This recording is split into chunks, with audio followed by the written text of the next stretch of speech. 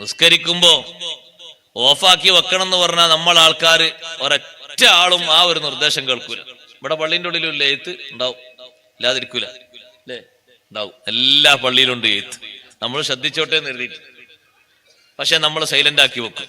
നമ്മളൊരു കാര്യം നോക്ക്, നിങ്ങൾ നിസ്കാരത്തിനോടുള്ള ഒരു കൂറില്ലായ്മ നോക്ക്.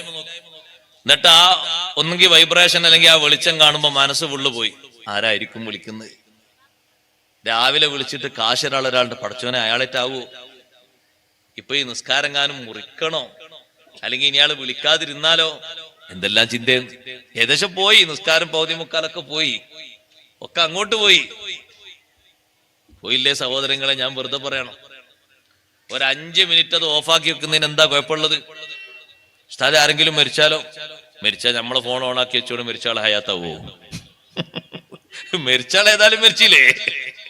വിവരം അറിയാനല്ലേ? ഏത് വിവരം അറിയണമെങ്കിലും നിസ്കാരം കഴിഞ്ഞിട്ടല്ലേ അറിയേണ്ടിയുള്ളൂ. നിസ്കാരത്തിന്റെ ഇടയിൽ വേറെ ആൾ മരിച്ചാറിട്ട് വേറെ എന്തെങ്കിലും കിട്ടാൻ പോകുന്നുണ്ടോ? ഒന്നും കിട്ടാൻ പോകുന്നില്ല.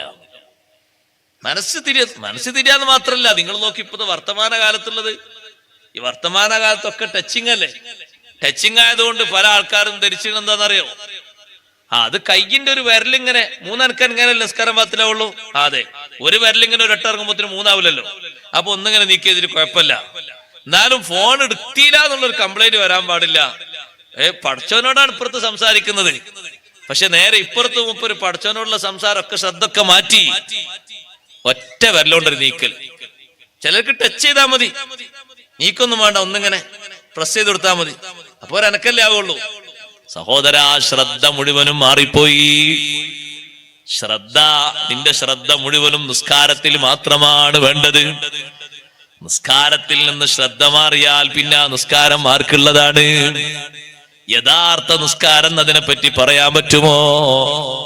ഇഖ്ലാസ് പോയില്ലേ? മറ്റൊന്നിലേക്ക് ഖൽബ് പോയതോടുകൂടെ